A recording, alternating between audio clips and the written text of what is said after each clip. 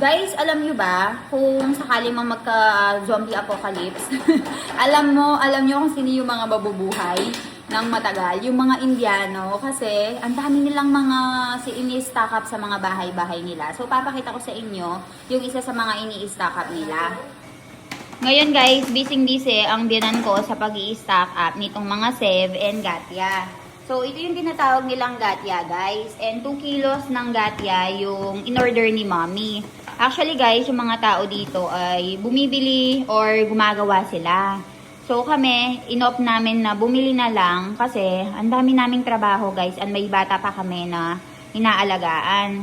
So, kapag may tutulong sa'yo na gumawa nitong mga sevo and gatya, eh, syempre, dapat kailangan mo din tumulong doon sa mga tumulong sa'yo. Sabudana and tomato. So, ayan guys. Merong iba-iba silang mga style and iba't ibang variety. So, ang mga pagkain na ito guys ay usually pinandadagdag sa mga sa mga dish. Parang side dish ba? Parang cropek sa atin guys. Kasi 'di ba, mahilig sila sa mga fried.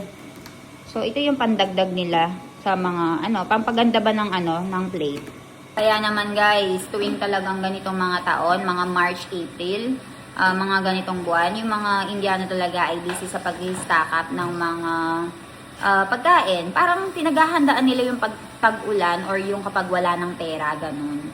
So, ayan. Balitaan ko kayo. Guys, ito yung difference nila. So, ito ay sabudana kung tawagin nila na may flavor ng tomato. So, ito yung pwede sa mga nagpa-fasting. Ito naman yung tinatawag nilang Sev. So, yung Sev na ito, guys, ay made out of rice. Tapos, meron silang parang pang-tiga. Tapos, ganyan yung magiging itsura. Parang siyang noodles, no? Tapos, ito naman yung tinatawag nilang gatya. So, ganyan yung itsura ng gatya. Same lang din, pero iba lang yun ng style. So, ayan siya. Ngayon, nagpapainit lang tayo nitong mantika and then i-fry na natin. So, ayan guys. Dapat iluto mo lang siya sa low flame. Low to medium flame.